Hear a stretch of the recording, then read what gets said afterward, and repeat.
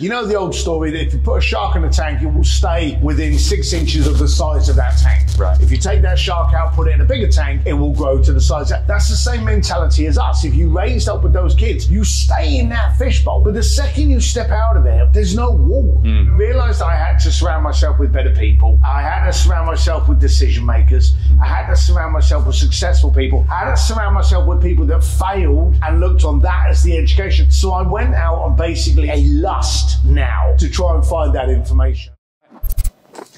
Steve Sims, welcome to the podcast. Thanks for having me. Very excited to have you on. Just rocked up with your Harley Davidson, which is a very nice bike, I should say. Thank you. I'm not sure where this conversation is going to go, but you just mentioned you work with a lot of people under 30. Yeah. You've got kids that are in their early 20s. So this is a very relevant conversation, I think, for you. You've written a book, you do a lot of coaching, you've got a good presence online. You built a really cool brand, which I love to see. But I'd love to get started with, what was your life like when you finished high school? What was the decision-making process? What was going on in your head? Just kind of unpack that with me. It was a series of screw-ups and failures, if I keep it PG. When I was coming to the end of my school, now we're both in America, but neither of us are American. Right. The American school education system is different to what it is in England. In England, you finish school at like 16 years old, then you go off to college. I was very young in my year, so I was actually still 15 when I was kind of getting to the end of my school year, and I got taken into my college counselor. So we're all lined up outside waiting for our 15 minutes of amazing information and direction from the college counselor. I walk into her, she looks at my documentation and she said, "Don't even bother with college, go get a job." Yeah. Hadn't even sat down. I remember that so vividly. Remember what she was wearing, her glasses, everything. And I walked back out thinking, what was that? How did that help me? My dad actually was a bricklayer, so I ended up working on his construction site. But I realized at the time that I was aggravated. And I was working on a building site. Other guys and girls were driving around in nice cars. You know, the perception over the reality was that they had it and I didn't. And so I thought, this sucks. You know, why the hell do I not have this? You know, I was at school, I didn't really pay attention to it, but now I was aggravated to find out more. And that aggravation actually became my special tool, my secret sauce, I suppose. I wanted to find out how come they had opportunities and I didn't. And of course, when you start looking behind the curtain, you realize that their life's usually just as shit as yours, or they've got a lot of debt or something like that. But it was that realization, aggravation and curiosity. Now, as a young lad, and I've always been on motorbikes, as a young lad, big fella on a motorcycle, aggravated to learn and annoyed as well, because I just finished the education system, that wonderful thing that we just made a remark on. And I class myself as an educated individual, but I openly say that school had nothing to do with that. And so I was aggravated, annoyed, angry, and all of these things meant that I wasn't a bad child, bad disruptive kid, but I was easily bothered. And I soon started to realize that it was how I perceived things was how I reacted to them and how they dictated me. So if I looked at a situation and went, that's shit, then everything about it was shit. But if I looked at it and I went, whoa, that's a golden opportunity, then it suddenly became a golden opportunity. So I soon early on realized that how I perceived things dictated how I reacted to them. Yeah, and it feels like you were in a bit of a victim mentality in that point. You're like, oh, why aren't I not getting this? Why did she say this? How come these things aren't happening? And this is how I feel a lot of the young people feel right now. You know, I'm seeing a lot of things, a lot of young people, especially, you know, with COVID kind of like taking away your final year of high school or your first 2 years of university or college, you spent in your room. There's a lot of frustration and anger with young people and confusion as well. And I think you bang on the money there. Like how you can decide how you react, which is an important thing. You know, we've got to be teaching young people, like you're in control of how you react. And how you react will dictate whatever's going to happen moving forward. I've got stories I could pull from ages of bad stuff that's happened to me that if you react in a positive way, you can turn it into something good. And so you were bricklaying, right? You're working on construction? Yeah. Yeah. And so what happened after that? You were angry, you had all these things going on. So yeah, I went after, I realized that what I was missing and you're actually satisfying that with podcasts, probably without realizing it, was I didn't have a group of equals. I didn't have a group of peers. Everyone that I knew was a broke-ass biker from England. Yep. And when I'd roll into that pub and I'd look around the pub, I'd realise I'm the same as everyone here. So I had to break that cycle. And that's the first thing a lot of people have trouble doing. But I've known Jimmy for years. I grew up with Bethany. Oh, Mary, she's my best friend. You know, I've known her since kids. Some of the worst people in the planet are people we've known for a long time. And it's not that they're bad people, is it? No, they're just not your people. Exactly. And that's the difference. That's the key thing. Because I think, you know, where I grew up in Sydney, I see people from high school haven't made any new friends. 7 years out of high school, and it's just they're doing the same thing. Yeah. And it's like, not that they're bad people, they're just not people that are pulling you up. Because in high school, you're stuck with however many people you have in your year. Yeah. So you make do with what you've got. Yeah. But once you enter the big world, you are in control of who your friends are. Well, it's the shark in the tank. You know the old story that if you put a shark in the tank, it will stay within 6 inches of the size of that tank. Right. If you take that shark out, put it in a bigger tank, it will grow to the size of that. That's the same mentality as us. If you raised up with those kids, you stay in that fishbowl. But the second you step out of it, there's no wall. And so I realized I had to surround myself with better people. I had to surround myself with decision makers. I had to surround myself with successful people. I had to surround myself with people that failed and looked on that as the education. So I went out on basically a lust now to try and find that information. And I thought to myself, right, if I want to surround myself with affluent people, I need a job that surrounds myself with affluent people. Right. I tried yacht charters, jet charters, car security, limousine drivers, stockbrokers. I tried so many jobs and was fired. I didn't last in any of those over a week. Really? In fact, stockbroker, I lasted a day, literally a day. Yeah. But I constantly tried to find, and here's the dumb thing. I had got fired from my stockbroking job and I thought to myself, I'm done. Should never have tried. Should never have tried to better myself. Should never have tried surrounding myself with other people. And by this time, I was actually in Hong Kong. My aggravation and curiosity had even got me to the point where I just wanted to break the mold I was in. Yep. I didn't want to stumble across people that I'd seen from school. Yeah. So I got the chance of a stockbroking trainee position in Hong Kong, took it, they flew me over there. I landed and I was fired the following day. Right. So I'm in this pub. In Hong Kong? In Hong Kong, Yeah. in Wang Chai. Wang Chai. Which is was in the late 80s, the real seedy, shitty area of Hong Kong. And I'm in there and I'm getting drunk. And here was my game plan for that night. I didn't have a lot of money. I had a ticket to get me back to England. I tried and failed. So now I was feeling a little bit of pity. I was feeling a little bit sorry for myself. The victim thing we mentioned. Yeah, the victim. I was wearing the t-shirt. Yeah. And I'm sat in this bar and I went, okay, here's how it's going to happen. I don't have enough money to get shit-faced. So I'm just going to drink myself stupid and then two things are going to happen. I'm either going to run down the road. Now, I'm a big fella, so how far do you think I would have got with a bunch of Chinese chasing me? Or I'm going to just turn around and fight the bar. I was in that kind of, angry moment that's what I wanted. And funny enough, a little bit of a kerfuffle happened inside the club. And this lady that owned the club came over to me and she said, your guys are in there causing trouble. Get them out or we'll get them out.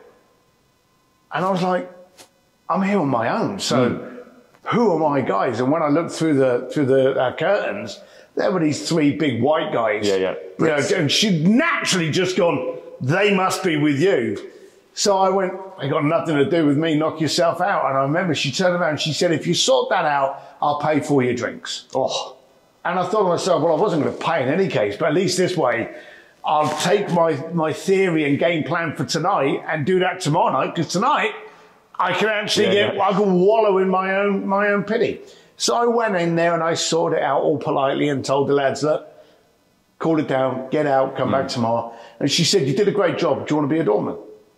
Wow. And I thought, shit, I've gone from being a bricklayer, which is a noble profession, okay? Masonry work, it's a craft. It's a skill like an artist.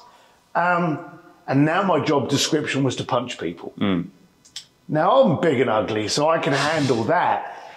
but I really felt I'd gone down. Yeah, like ego? Oh, everything in me was like, where I was, where I wanted to be, I'm lower than even where I started. Yeah. You know, what's going on with my life?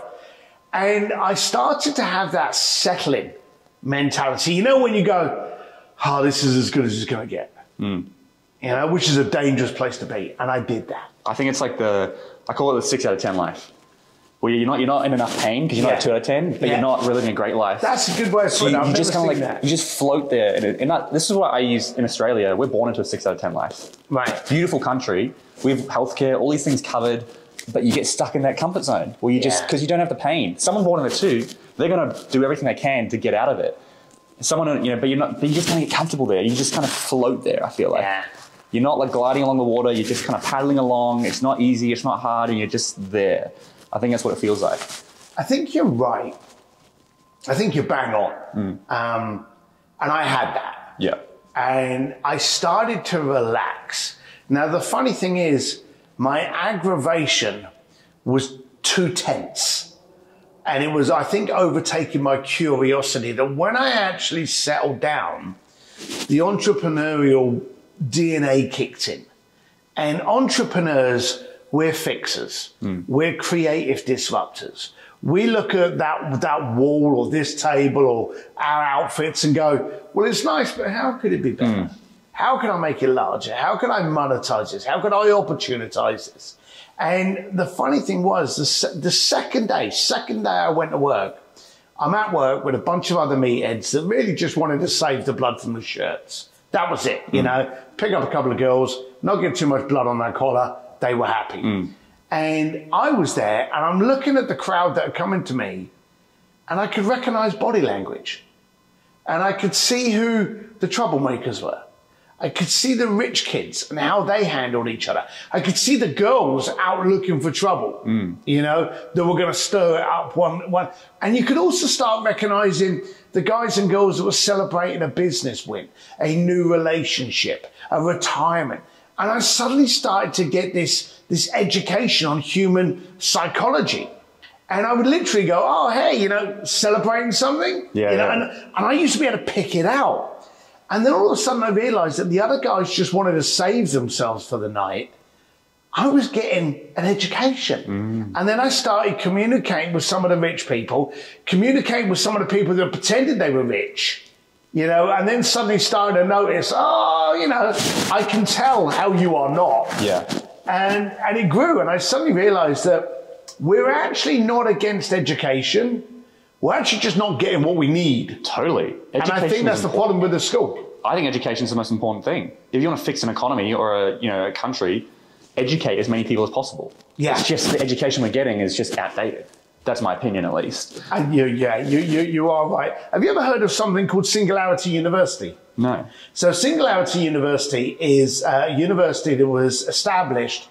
It's got Ray Kurzweil, which was the man that invented Siri. Larry Page, which was the guy that invented Google. Yeah. I think Elon's part owner in it as well. I have heard of this, I think. And Peter Diamandis was one of the guys that put it together, which was the guy that founded the X Prize. And they put this university together only to focus on current technology. The changes, the adaptions, the editing, but current shit. And there's tax benefits you get here by being an EDU. So they went to the education board and they went, hey, we're a university. We've got some of the smartest minds in the planet.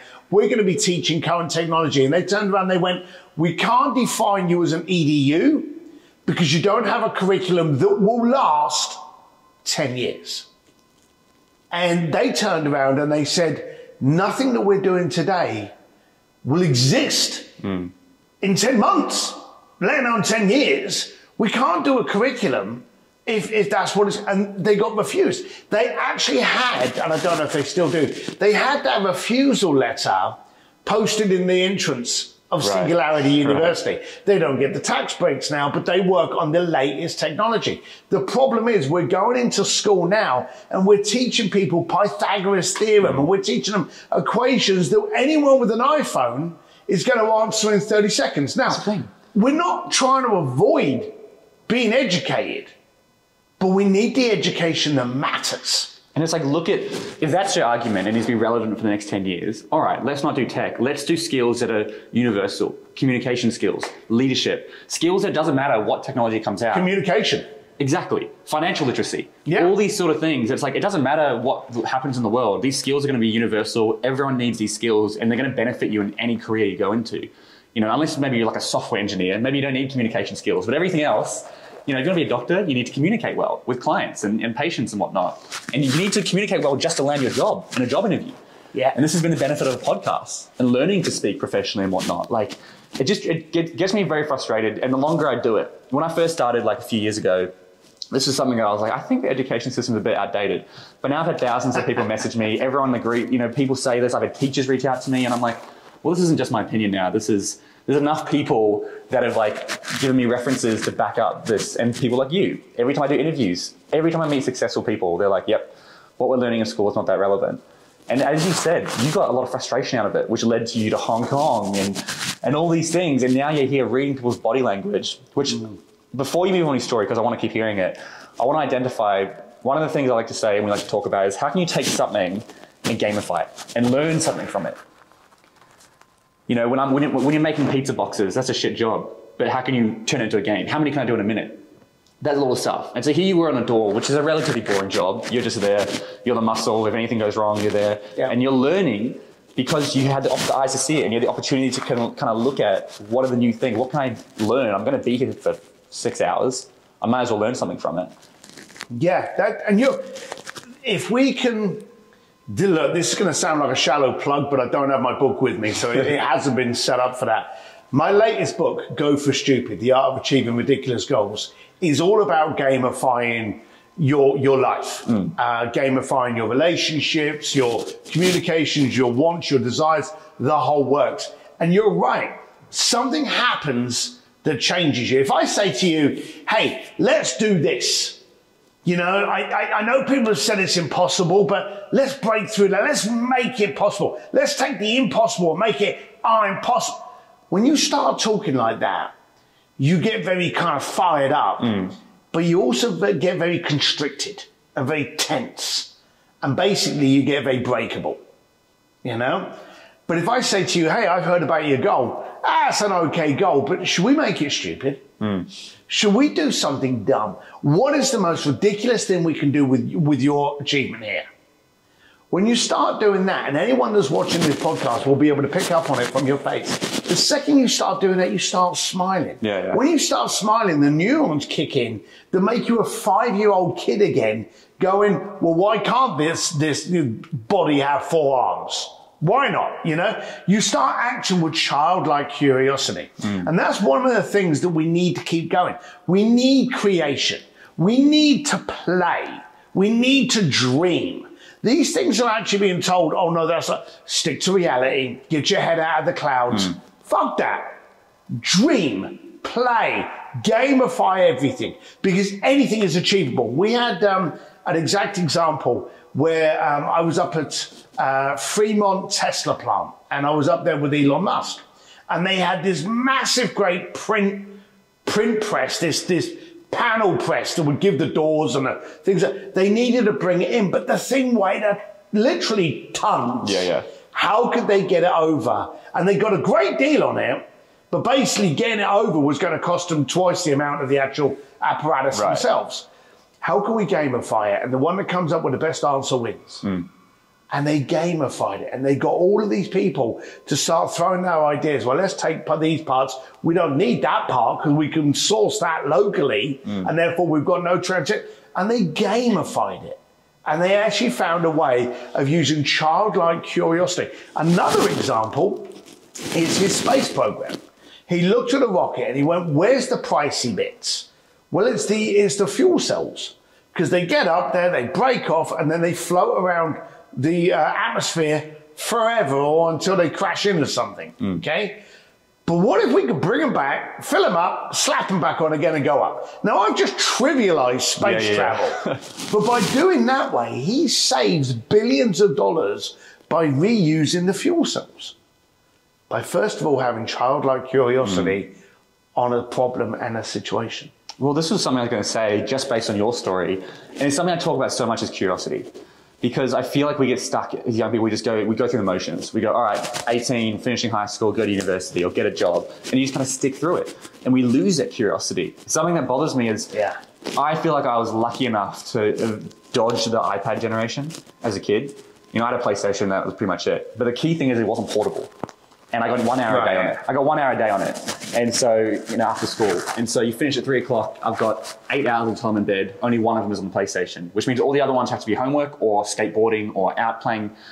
And something I realized, you know, looking back is like, when you're just out in the bush with my mates, you just figure out stuff to do. You play. You're forced to be creative because you've got no stimulation. So you have to be curious. Whereas nowadays, kids can kind of just you can give them something to do. And they don't have to be forced to play with that creativity. Another thing we've seen is called interest mapping. So if you get a piece of paper and you give them 90 seconds to write down everything that interests you. And if I did that to you or, you know, adults, they usually be like, all right, it could be, you know, equality. It could be, you know, soccer, football, sport, motorbikes, whatever it is. They write it all down. And then they get kids to do it. And kids on average write 3 times more than the adults. They write dinosaurs. They write all this stuff because they've got that childlike behavior. Yet from like year 4 to kind of like year 10, something happens. And we lose that kind of curiosity because we kind of go through, we just become a bit of a number in the education system. And so I think being curious is so important, especially in your 20s. You know, you can afford to be curious. You can afford to go to Hong Kong because you don't have kids to look after. You don't have all these things. Whereas you can just be curious, travel. I like how you mentioned one of the ways you broke from your friend group was just getting out of the country. I had to break. I had to burn a bridge. Yeah. I want to go to something you said, because you said something happens between being a kid and then as a grown-up, okay? And I'm going to blame who that is for that fault. It's the parents. And I'm blaming me, and I'm blaming my parents. Because you see, here's the thing. You're young at the moment. You got kids? No. No kids. All right. But when you got kids, and they're 5 and they're 6 years old and they're running around and they've got a pillowcase tied around their neck and they're flapping it, and you look at them and you go, what are you? And you're, I'm superhero, I'm super strong, and I'm going to fly around the moon. What do the parents say to that kid? We go, yes, you can. Yes, you are. You be a superhero. You go and fight dinosaurs. That's right. Charlie the Chihuahua is a dinosaur. You go. And you do that. Okay, you add fuel to their imagination. Now when they're 12-year-old and they've still got that pillowcase around their neck, what do? Grow up, at your age, okay? Stick to your lane, know your route. We come up with all of these things that dulls down the imagination and forces them into a box. And again, let's twist this around to education. You get a grade by selecting the right box. If you don't select the right box and you go, well, hang on, there's 3 boxes there, but potentially there's a 4th answer. Box. Get in your box. And this is what we're taught to do. So it kills all that creativity. Everyone that you admire today, everyone, your Richard Bransons, your Larry Page, your Elon Musks, any of these people we class as superheroes today because they did something ridiculous. They did something where a lot of people challenged them and laughed at them and they didn't hear it. Larry Page wanted a better place for people to communicate. Elon Musk was literally aggravated that it took 5 days to transfer money from one account to another account. And he said it's not like someone turns up at 5 o'clock at night with a motorbike and a brown bag and then picks up the money and then drives across country and deposits it. It hasn't even landed in it. It's a series of email numbers that is sent from one account to another account.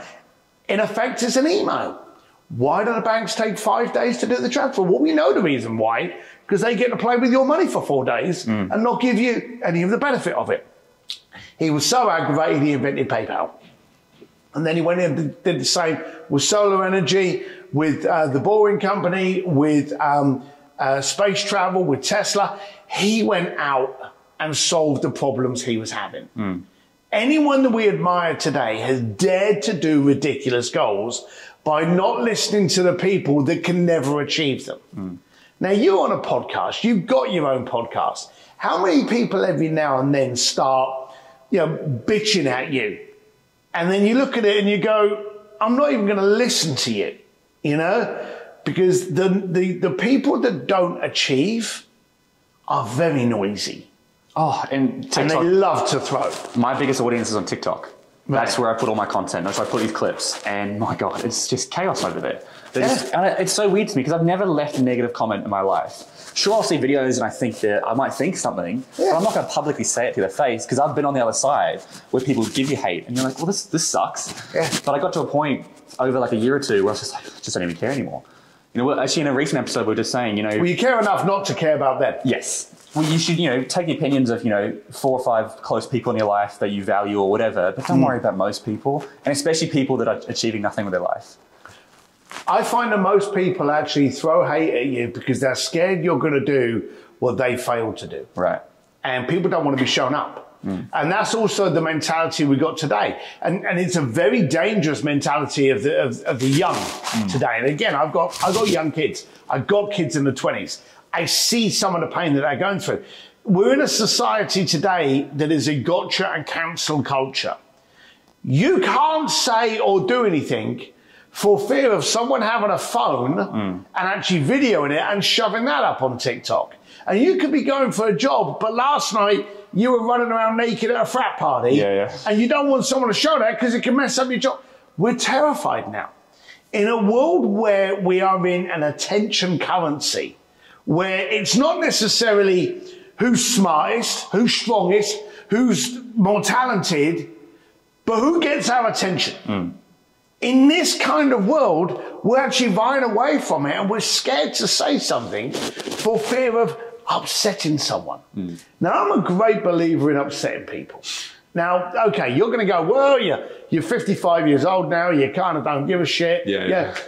I would love anyone out there in their 20s to adopt me, okay? Because I guarantee you, there are people that are listening to this podcast now that love me. Guarantee it. Sounds arrogant, but hear me out. Guarantee you there are people that are going, I like this guy, I like what he stands for, I like his edge, yeah, he's fine, he's great. I guarantee you there are people listening to this going, my God, when's it going to stop? Shall I turn off now? Yeah. Or they've already turned off. Both of those people are perfect. Okay? Love me, hate me, great. My job is to make it easier for you to make a decision. However, a lot of people today, they go, well, I don't want to say that because that's going to offend people and I'm not going to spread such a wide net of capturing. So I'm going to hold back on my opinion here because then I'll get these segment of people and I'm not going to say this because I don't want to upset those people. No, you're confusing. Today we need clarity. Today we need 2 types of people. We don't need fence-sitters. And fence-sitters are those people that are going, I don't know about this guy.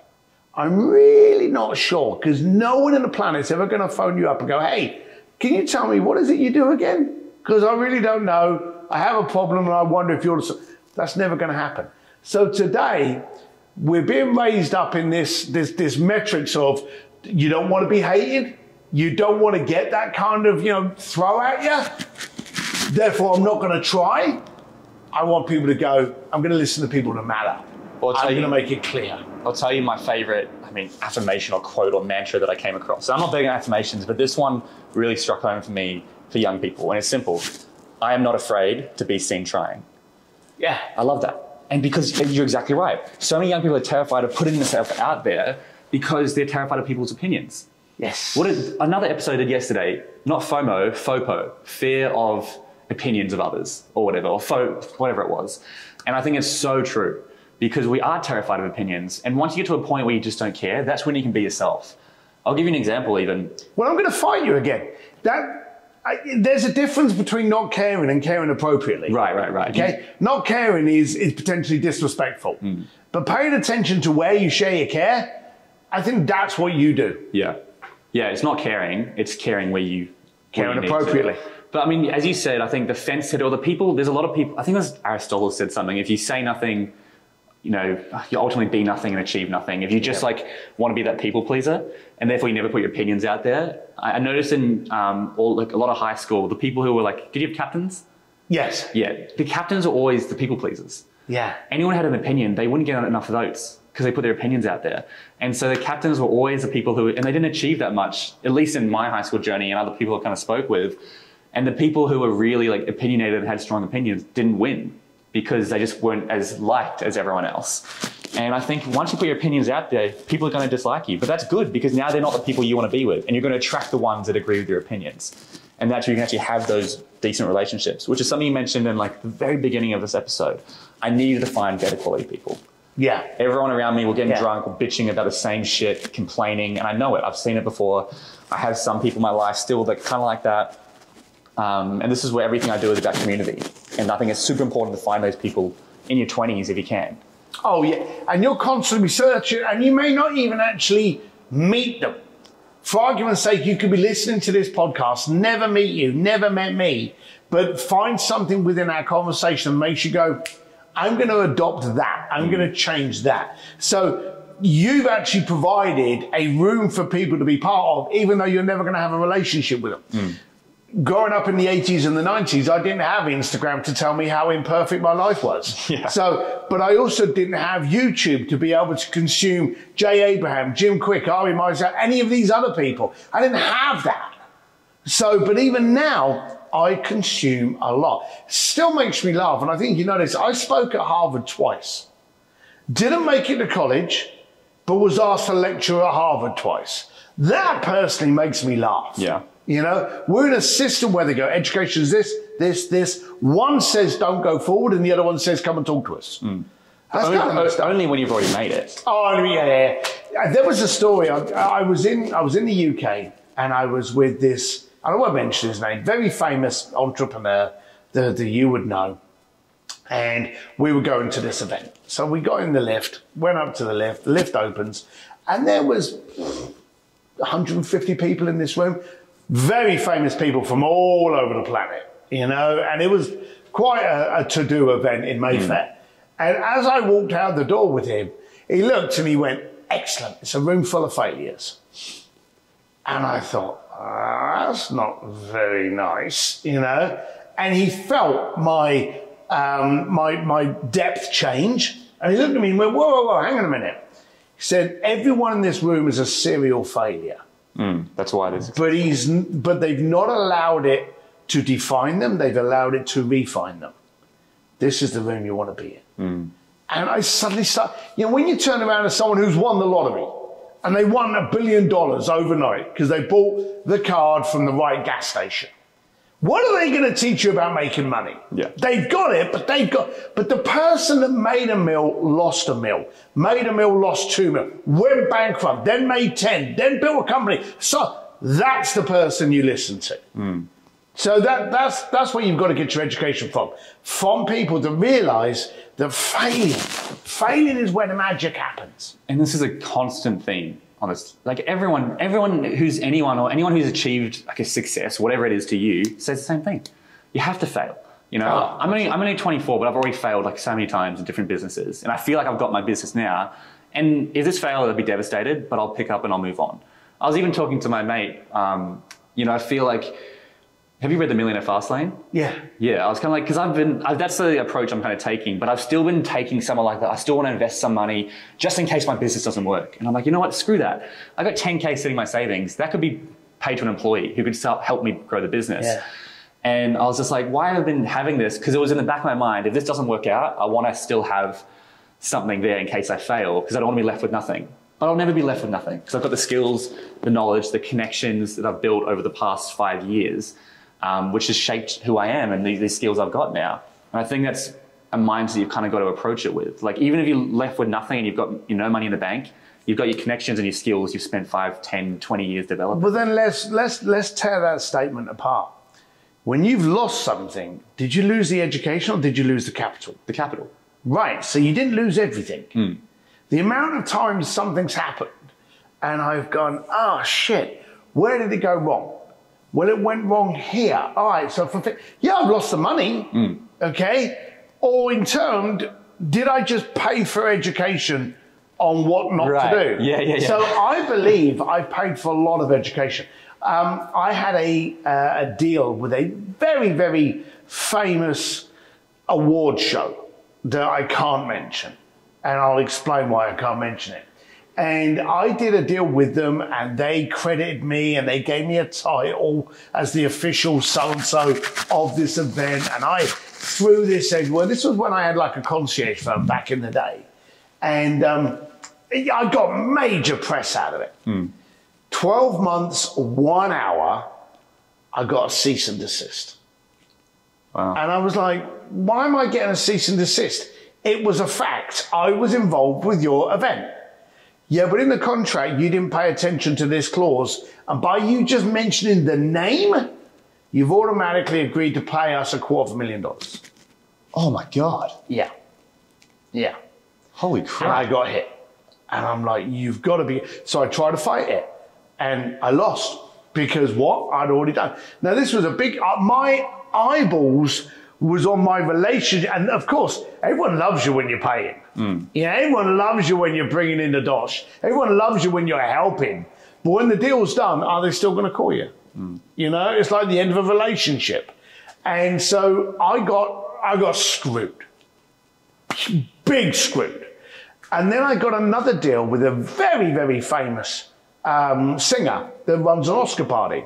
And I looked at the contract, and I looked for this paragraph. Yeah. And guess what? It was there. And so I went, do you know, I want to be part of this, but that doesn't. And they went, that's fine. We'll remove it. They removed it. Yeah. Ended up working with them for 8 years. Yeah. So my education was I lost $250,000 over here, made 10 times that over here. Right. You know? So I paid for that education to pay attention to contracts. And I paid attention to others. And I paid attention with coaching clients. I go, whoa, whoa, whoa. This is going to, trip you up. And not today, because they love you today, but in 18 months' time, when you're no longer an asset, that's going to bite you in the ass. And I love that, because you essentially paid $250,000 to make whatever in the future, but you didn't know that was going to happen. No. It's always hard in the time when you're down that money and you go, what's going to happen here? Yeah. But that's where, because it's easy to be in hindsight. Oh yeah, I wouldn't be that upset if I know I'm going to make money in the future, but you don't know that. That's a complete, what if? And I think that's where the mentality comes in. We've just got to push through, and you've got to take the lessons, which is you've got to be curious. You've got to. My wife always says I'm a curious 5-year-old, and I'm happy with it. Everything I get involved in, I've done 2 books. I've done an NFT project. I've done online challenges. I speak all over the planet. None of those came from qualification. Everyone was like, well, what's an NFT? I'm going to launch one. And if it fails, I'll know everything about NFTs. Forget the fact that I made no money. As it was, it did incredibly well. I pulled out, I moved over just before the bloody NFT crashed. So I was very, very fortunate there. But I believe you have to go forward. You said you like quips and quotes. A friend of mine, Joe Polish, he always gave me one, which I absolutely loved and I use everywhere. He said, the definition of hell is to meet the man or woman that you could have been if you had tried. And that's always stuck with me. I don't ever want to meet the man or woman and go, whoa, my God, you did this because you tried that? Yeah. And so I always want to try. You said that you've made loads of failings. Again, I'm 56. I'm not 55, I'm 56. You get to this age and you don't give a shit. But I constantly try to find where my edge is. And by trying to kind of find where your edge is, things go wrong. You know, a email campaign doesn't work. A gig goes wrong. A coaching scenario doesn't work. An investment proposition doesn't come through. And you go, excellent. I now know where that didn't work. I'll do it over here, but avoid that bit and I'll be on a home run. And you may have to try that 2 or 3 times. But then when you know the structure, then you can sell that to your coaching clients or build it into a package and put it online. But I absolutely hate, and this is doing a full circle, I hate the settled culture. I hate the kind of, well, I'm okay now. You know, you saw my Harley down there, okay? I've got 9 motorbikes. I live up in the hills. I'm very happy. Is my mortgage in trouble? No, okay? But I would be if I stopped working, because I would stop growing. And in your 20s, you're being forced with a lot of resentment. And this is a serious thing. You're being forced with the direction from a lot of resentful adults that wish they could be you. The adults are there going, oh, you need to do this, you need to do this. Did you do it? No, I didn't. Well, why are you trying to tell me that I need to get a job and do it? But you haven't. And anyone out there that says, get a stable job, it doesn't fucking exist anymore. A stable career does not exist. If you work for a major corporation and you don't perform, you're fired. That is no more strength than if you started your own company. And there's been proof from Harvard as well. Most people that leave Harvard don't actually work for a company, they start their own. And the young today, God, you've just got to try. Be proud to fail, smile while doing it, and stay the 6-year-old with that cape. I mean, so much to unpack there. But like the quote you mentioned earlier about the hell, meeting who you could have been, right? There's 5 top regrets of the dying. A woman in Australia who worked in a nursing home wrote a book because she saw 5 common regrets of people on their deathbed. And one of them was, so often, people never regret the risks they took, but they always regret the risks that they never took. Yes, and it's every time. I would rather take the risk and then eat shit and fail, and at least I tried. Yeah. At least I gave it a shot. Now I know. Now I can move on with something. I think there's so many people, they settle. And they go, I'm not going to try that because what if I fail? Then you fail and you pick yourself up. Again, when you're in your 20s, this is the thing you've got to adopt. Because if you fail now, you've got kids to look after and you've got all these motorbikes and stuff and you've got a lot of expenses and whatnot, it's a bit more stressful than if I fail. Because I just move back with my parents and I start again and I go on. And so now's the best time to fail, to get through those. You know, the other quote, which is, there is no winning or losing, only winning or learning. Yeah. Like you don't lose, you take something. I'm probably going to steal that one. Feel free. Just giving you advance warning now. Feel free to. No winning or losing, only winning or learning. I'll credit you with it, they'll be telling me. I probably stole it from somewhere, so. Yeah, there's no original quotes. Yeah. And, you know, I love that so much. But I mean, I love to, you know, obviously you've achieved a lot now. And how the fuck did this all come from the door job? You know, what happened in the door job? I'd love to go back to your story and kind of unpack that because we wanted a bit of a rant there, which I love. We did. So once I started seeing people, I wanted to get in that circle. Yeah. So I started doing things like closing the bar down at 10 o'clock and only allowing my people to stay after hours. Right. And then I would know Bobby on the new nightclub that just opened up. So I would say to someone, hey, I can get you in. Do you want me to get in? I became the connected guy. Yeah. And I went from getting you into clubs, to restaurants, to yacht parties, to the unveiling of the new Mercedes, Ferrari, jewelry stores. I went from that to ending up working with Andrea Bocelli, Elon Musk, Richard Branson, Elton John, literally kept it going. Now, it was never a case of I wanted to be walking down the red carpet at the Milan Fashion Week, but if I could allow 2 billionaires to do it, then I could grab their attention and have a barbecue with them the following day and go, hey, Billy, how did you launch your company? And I started interviewing these people. The only thing I ever wanted to do, and I always said that my job was a Trojan horse, I ended up launching the world's largest experiential concierge firm for billionaires. And Forbes magazine called me the real life Wizard of Oz, man with the coolest job. You know, all of these kind of things came out. I've worked at every major event in the planet, from the Macau yacht fair to the LA Oscar parties. Any major award, social, sporting event you can think of in the planet, I guarantee you over 25 years, I had my hands in it. Wow. And by doing that, I surrounded myself with all these powerful people. I didn't care about having front row passes to something. I care about getting your attention over breakfast. And so I interviewed them. And when you're sitting there getting information from these people, I may look dumb, but I'm not that dumb not to get some of it into me. And I found it was things like impact, time sensitivity, relationships, culture. I realized it was all of these things that I was getting. A lot of the conversations were being repeated. So in the end, when I got to about 25 years doing this, I pulled out. I wrote my first book, Bluefishing. To be honest with you, I wrote that book thinking no one would ever buy it. I thought it's so bloody simple. A bricklayer from London is hanging out with billionaires throughout the planet. These are the things they learned. These are the things that he was taught. You know, this is the things he did to market to get billionaire clients. You're going to look at it and go, well, that's obvious. But I was stunned how many people didn't do it. And it became a bestseller, and I ended up traveling all over the planet, training, speaking, coaching.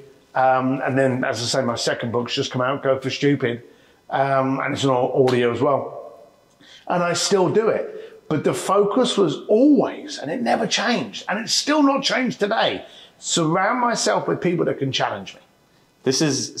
My main business model is I have a 2-month program for young people in Sydney, and it's relatively new. We take 100 people and we do 2 months. We do bushwalks, house parties, educational workshops. I take them from here and I give them a whole life-changing experience. And the quote of my program is surround yourself with people whose eyes light up when you walk in the room. And this is everything I do. I'm trying to build a brand of being like the go-to guy who knows how to build communities. I'm getting quite good at it, and it's taken time, but like I believe I can take 100 young people from anywhere and I'll build a solid community. Because I do certain things. I'm a professional presenter now, and we do things, we get vulnerable with each other, we share these things, and I take the masks off them. They come in fresh. Most people come by themselves. They don't have existing relationships. You know, we start with a boat party on Sydney Harbour. We get a 400-person boat, we get an open bar, and that way everyone can get drunk and dance and get to meet each other. And then I slowly introduce them to personal development and these new ideas of getting vulnerable with each other. Yeah. And it sounds like you've kind of mastered the art of connecting with people, which is like and networking and being curious. It sounds like that's your biggest skill. I don't know if you would agree. Like I would say I'm always terrified to use the word expert or master. Yeah. Okay? Because there's no 10 out of 10 perfect. So I always believe that I'm the eternal student. Yeah. Okay? So I would tweak your statement to say that my focus has always been on becoming better at communities and relationships. But the bottom line of it is I'm shit at finance. I'm shit at tech. I'm shit at a ton of things that I can hire people to do. Yeah. But I've always focused on the relationship. I've always focused on the connectivity. And I've always focused on what's in it for them. Absolutely. And that's the thing we always say. People don't care how much you know until they know how much you care. Correct. Classic. People always go, let me tell you about myself. Yeah, Steve, I do this, I do this. No one cares. No, let me show you how interested I am in you. And then you will naturally say, oh, Byron, so tell me about what do you do? Now's where I say, oh, I do this. Because you know I'm interested in you. And it's not a strategy. It should just be how you approach life. Like, I don't go in, all right, now I've got to pretend to be curious and interested. I just am. I am genuinely interested and curious to learn about your story. And I don't care if anything happens from it. It's the same with me. I don't care. How it launched. You know, most people I meet, nothing happens. But it only takes one to be like, you know what, let me introduce you to this person. James set me up with like 5 interviews on this LA trip. And I worked for him for a year for free. I volunteered my time to help him with video content. And that's been an invaluable relationship for me. And again, I wasn't doing that because I was like, oh, he's going to introduce me to these people. I just did it because I was wanted to help out. And he's a cool guy. And now there's been benefits that have happened, which sounds like, you know, for you, you didn't want to be at the events, but if you can help get people at the events, then when you say, let's have a barbecue. That was my thing. Then they go, well, of course, because you've helped me, I'll help you. And that's kind of like, you know, there's no money involved there. It's just helping each other. And as a byproduct, you get the money as a, you know, just coming in naturally. I did, this was probably about 8 years ago. I had a problem with my house and I got involved in a contract and the contract didn't do very well.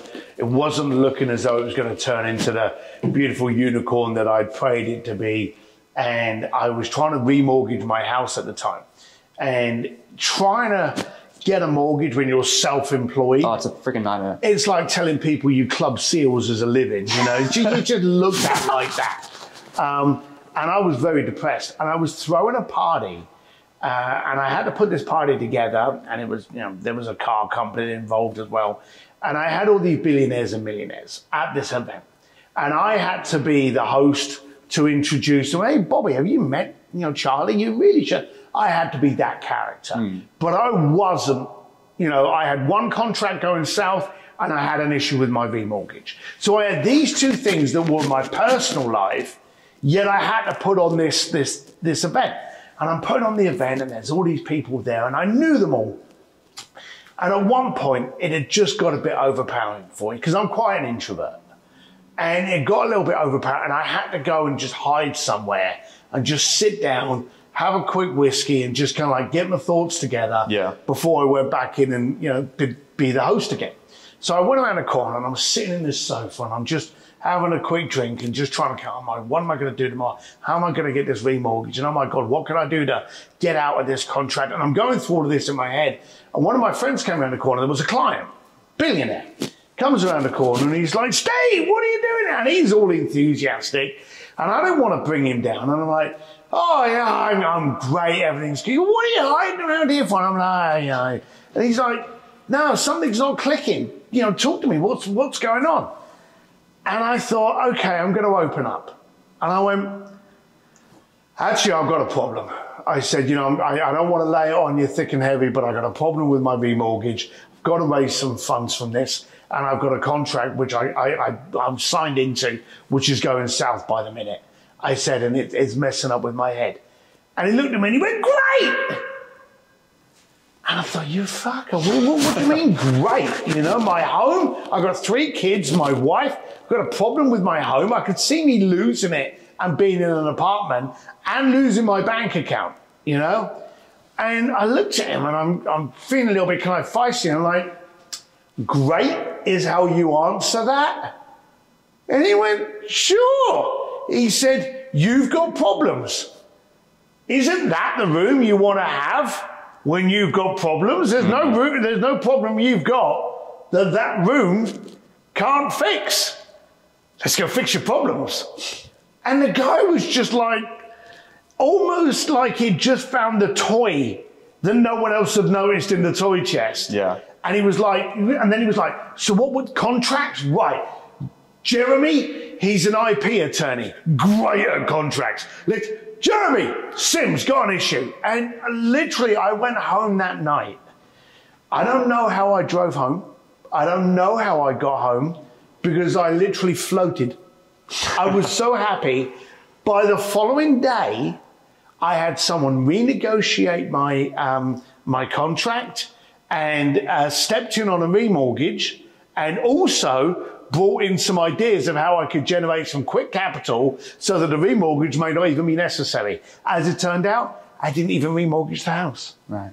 Because I was in the right room. And then I suddenly realized I had been building this community, but I'd never asked. And the second I did, it was a home run within hours. I went home and I woke my wife up and I'm like, and she's like, yeah, I know you're a bit, and I'm like, no, you ain't kidding. I did this and this is happening there. She's like, sure. Yeah, sure, it'd be okay. By 1 o'clock the following day, it was done. You know what's interesting? So I mentioned I interviewed David Meltzer yesterday. Yeah. You know what his #1 piece of advice for young people was? What? Ask for help. Yeah. Meltzer's a good character. He's a good lad. He's vibrant. Love the boy. Last time I was with Dave was when we both spoke with Gary V in Puerto Rico. And Dave that's just accurate. You got to learn to ask. The one talent, and there's actually a story. If you Google me, Steve D. Sims, you'll find that there's a story about what I did with setting up a dinner party at the feet of Michelangelo's David for 6 people in Florence, and then got Andrea Bocelli to come in and serenade. And that was the kind of shit that I did. And the whole story finishes with, I had the ability to ask. And you can actually, as I said, read the story or watch the videos, but too many people now are frightened to ask. And again, let's thread that back to the earlier. You're terrified, and I say your age group, because you don't want to say anything that's politically incorrect, you don't want to say anything that's anti-woke, you don't want to say anything that someone can cancel your career or put a video up and they've got you. So you're terrified to say things, so you say nothing. And 9 times out of 10, you need to speak. If you've got a problem, stand up. If you don't understand something, ask for help to get you educated. If you can't understand why 2 people are arguing, ask, what is the problem here? Help me understand where it's coming from. You got to focus on that. You got to ask more. I have a quote whenever I do gigs, is that I've got an automatic no for every question I haven't asked. An automatic no for every question I haven't asked.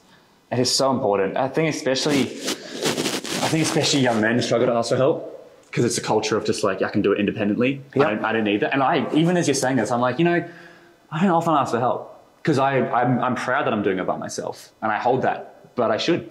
And hearing this, and I do. You can win a fight one-to-one. But you can win a war when you've got others around you. Yeah. And as soon as I realized that if I asked, I got help, and what I got didn't improve, it changed my life. Now I'm the first person to ask. I do events now, and I go out and we run speakeasy events all over America, and I will literally go in there and go, who knows this? Who knows that? How do you do this? And they go, oh, well, I've done that, then let's talk. And I teach my kids, what do you have an interest in? This. Well, then go and speak to so-and-so about it. Yeah. And I'm a great believer now that our ability to do is great, but we can do way more with a group. And you're building up communities. You're preaching to the choir here. This is what I believe. Like, it's something in Sydney that is such a disconnect. LA is a lot more people connect, and especially in the creator world that we're in. Very superficial here, though. It is superficial, yeah. So how genuine are the connections is probably the question. Yeah. But in a time where we should be more connected than ever before because of the phone, ironically, we're more disconnected because we don't have to see each other in person. We can just text, and we don't have to. And I know I'm sounding like a fucking boomer here, but it's true. It's just, it's really sad. And the biggest issue in Australia, at least, of COVID for people 18 to 25, the biggest fear the government had, number one was lack of education. And number two was the mental health issues of being locked inside. Number three was the health issues of COVID itself, for 18 to 25-year-olds. And that's what led me to start my program and my company around communities, because young people are so isolated right now. They're so lonely. They don't ask for help. And, I love that story of, you just gave value, you gave value, you gave value. So when you're ready to ask for help, it was a no-brainer. You got another problem in your age group, okay? You are the consumers, but you're also the adopters, okay? If something's going to be trendy, if something's going to take off, if something's going to suddenly blow it out of the park, you're not going to market to the 55-year-olds. You're going to market to the 20 and the 25s, the early ones that haven't got any risk of a mortgage, that maybe want to buy those sneakers, buy that album, buy that Apple product. You're the adopters. Okay? And what you have as us, as a human species, our desire for consumption has escalated over the years, while our ability to hold that information has actually declined. So what we're getting is oh, that's shiny. Oh, I want that. I really like that. But it's not sinking in. Too much information is leading to no information. So you've really got to and it's back to that, get selective with who you listen to and what you listen to. It's like I'm sure you've seen it, you may have done it yourself. You get stuck in the self-help, just listening to stuff all the time, but you never implement it. I think it's that quote, knowledge is power, but now they say knowledge is potential power. Yeah. Because we can get knowledge anywhere. Which, as you said, the University of YouTube is the greatest university ever. You can learn almost anything there. I've been editing and creating content since I was 11 years old. Where did I start? YouTube. Yeah. You didn't have that.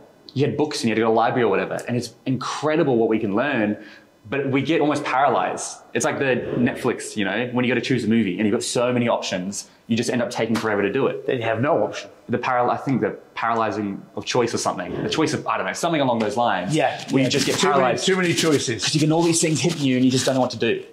And so, again, just if you're listening to this podcast, take one idea. Or take something. I'm always about implementation. It has to be implementation. So I've always been, okay, at the end of this chapter, what am I going to do for you? Yeah. And I do that with events. I will literally watch a speaker, and I'm a professional speaker, but I will watch other speakers go up there and they will rear the crowd up. And then I'll turn around to someone and go, did you enjoy that? I loved it. It was fantastic. Great. Tell me one thing that you're going to implement. Oh, I can't. That's a bad speaker. Okay? You want to make sure that wherever you're consuming your information, ask yourself, what can I do with it? I don't give a shit you woke up in the morning and sold, 1 million books before toast. I don't care. I don't care you make $1 billion before you were 30. Couldn't give a fuck. What I care about is how your information can help me. And then once I know it can help me, then it's up to me to actually do something with it. In the program I run, we do workshops and then challenges. And so I talk about networking. We have a thing called what we say, behind one door is 1,000 more. And so I might meet you, nothing might happen. Or you might introduce me to someone and then bang, all these opportunities change. Or in 4 years' time, I say, hey, Steve, I had you on the podcast. Oh, I remember you. Yeah, let's grab a drink. I don't know. Nothing could happen. Something might happen. I don't care. But there could be 1,000 doors behind this. That's kind of the methodology. And I teach them this idea of networking, growing a network. And then I say, all right, here's a challenge. For the next 4 weeks, I want you to get 3 coffees with someone every single week. And it could be your friend or it could be someone you don't know. I want you to try reach out to people that you don't know. And then we set this challenge and we have everyone share photos. I want you to take a selfie with it and post it in the group. We get hundreds. We get people who land in new jobs. We get people who have got relationships. And all they did was message someone saying, hey, get a coffee. I then literally on the Zoom, so pull out your phone, go to your Instagram, click on who you're following and flick through it randomly, click on a name and just message them, hey, I hope you're having a great day. And then see what happens from that. And I've had so many opportunities happen from that because someone goes, yeah, I'm having a good day. Hey, we should catch up. It's been a while. And so I agree on that so much. And I think that's because for me, I learned all this stuff at school and I didn't implement it. And so when I went, all right, if I'm going to teach, how do we actually get them to implement it? Because I want to see results. I don't want to just have some course where people don't do. I want to see them. I want to get them live. I want to talk to them, do breakout rooms, bring them in and go, how can you actually implement this so it's going to work? Because I just get sick of because information's everywhere. Yeah. So how do we do it? Because I've had people say, you should do an online course bar. And I'm like, I just don't think young people are going to sit down and watch it. You know, I'll do live sessions with them because then I get them live and I make them do it. I'll watch them. I say, everyone show me your phone. Show me you're texting these people. Send screenshots because you've got to hold them accountable. So yeah, I completely agree on the making sure there's something you're learning. And on that, well, I mean, what do you think someone from this session can learn? What is the takeaway that they can learn from this session? I think the easiest thing is to ask. Yeah. Identify what your interests are. Identify what you're curious at, and then ask someone to help you. If you've got a problem, who's got a solution? If you're interested in a subject, who's an expert or master in that subject? So I think today, we've already said, you don't need to know how. YouTube is there. Yep. But you do need to know who. Yep. I love that. And so, Steve, this has been an incredible conversation. Before we wrap up, I always have one final question, which I mentioned Dave answered. All right. What advice would you give an 18-year-old? Or what, if you had an 18-year-old in front of you, what would you want to say to them as they're entering their 20s? Stay curious. Always. Just stay curious. And if you really want to push it, be aggravated and curious, because aggravated oysters make pearls. Aggravation, curiosity, you can conquer anything. I love it. Steve, thanks so much for coming on the show. If people want to get in touch with you, find out about your book, where's the best place to go to just see everything that you're doing? Oh, it's easy. I'm at Steve D. Sims, D for dashing, 1M in Sims. So stevedsims.com or Instagram, TikTok, everything, Steve D. Sims. Well, thank you so much for coming on the show. It's been awesome. Thank you. You have yourself, pal. Thanks.